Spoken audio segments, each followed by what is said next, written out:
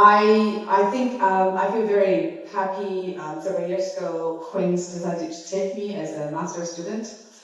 I hope Queen's will feel the same when they take me. Otherwise, I wouldn't have the chance to be able to study here or study with Elizabeth. I was actually at Stanford just before this, and I came the day right after I came back from Stanford. So Stanford was really great, but it felt quite alien, sort of like a different world. So it's better to be here with a bunch of humanists, which makes myself feel I'm a human again. Yes, so I'm going to give a few words to honor Professor Hanson's retirement, and the following majority is going to be about her. So 3 days of this conference have passed, and what a wonderful conference it is. A truly remarkable opportunity for Watson, our beloved English department, to host such a distinguished gathering of scholars from all around the world. It was more importantly a chance for all of us to come together and celebrate Watson's spirit and legacy. All made possible by this special occasion, Professor Elizabeth Hanson's retirement. As someone who graduated from this esteemed institution, guided by the wisdom of this very professor, I'd like to offer a heartfelt personal thank you. It's difficult to capture in words the profound impact the teacher can have on the life of a student, but I will try. First, as a woman, Professor Hanson possesses a rare beauty in my eyes, a remarkable force of character that radiates through her presence. When I first arrived at Queen's, this was true. Everybody was obsessed with HBO's Games of Thrones. And to take a moment, who comes to your mind? For me, it was none other than Cersei Lannister, because I think the two is how much I asked for a personal photo. So the photo was the one of her when I was admitted, but they changed the photo entirely for the new website. So you couldn't see that vibe anymore. So I think they're similarly powerful, complex, and commanding. That remarkably was my first impression of the professor, because they looked so strikingly alike. I remember her photograph on the old school website, leaning against the bookshelf in her office. Head tilted gently, body relaxed with an effortless cheek. And eyes meeting camera with a steady, steely poise.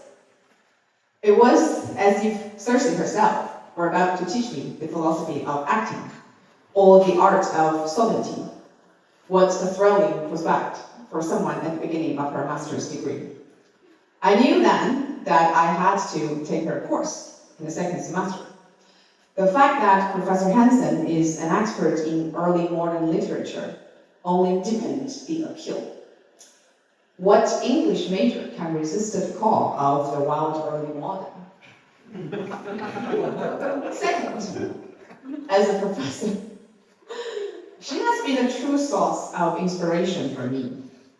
I had, in a way, prepared to enter Professor Hanson's classroom even before my arrival at Queen's, because we have to choose courses.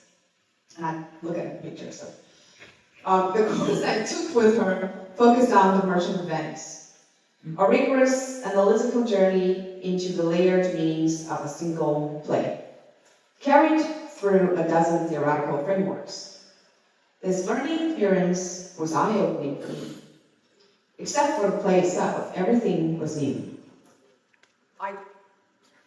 I chose to explore its religious and economic context, particularly usury and early capitalist thought, delving into historical events like the Usury Bill of 1571 and readings of Walter Cohen, Alan Maxines, Wood, and Renee Girard. She encouraged me to take risks and pursue bold questions. tracing the rich connections between scripture and Shakespeare. She taught me not just what to think, but how to ask questions, how to interrogate a text and tease out deeper thoughts and more rewarding interpretations.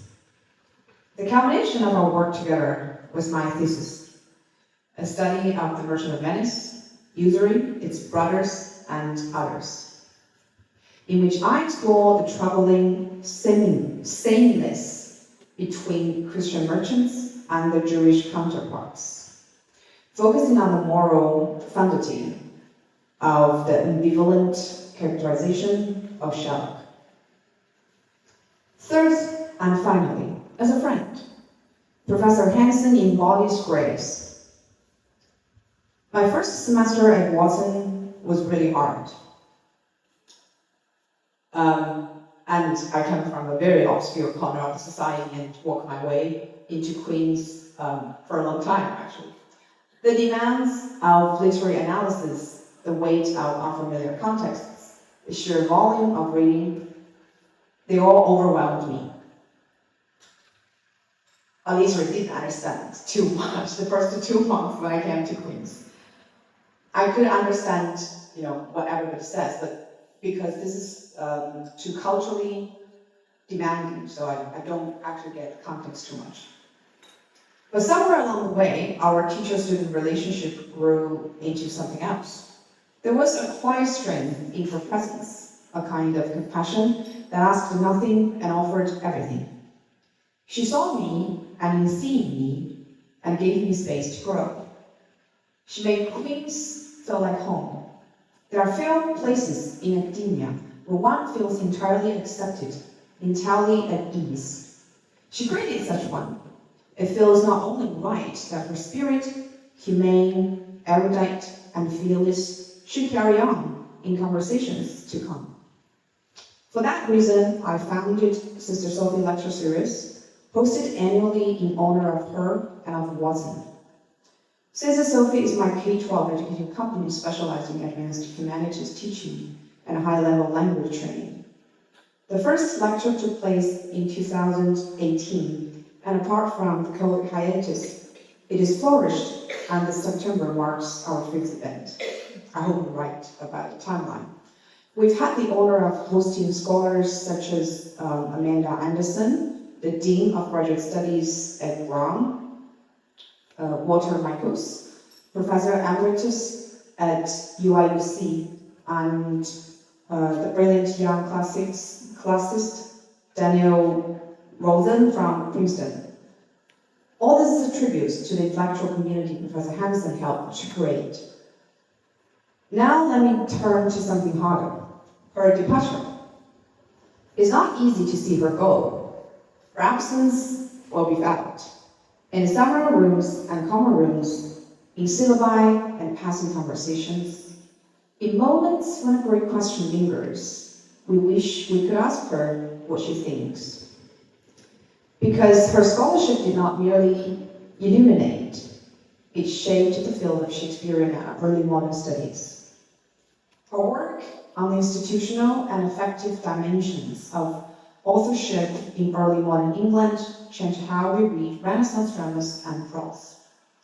She taught us how to trace power in its subtle forms, whether through domestic life, through legal fictions, or through grief, ambition, desire, etc. Her students, so many of us, will carry those ideas forward. But it is her example we will carry forward, too. The standards, the exacting questions, the unwavering belief in literature's moral and intellectual weight. She taught us that literature matters because people do. And in honoring her, we honor the best in ourselves.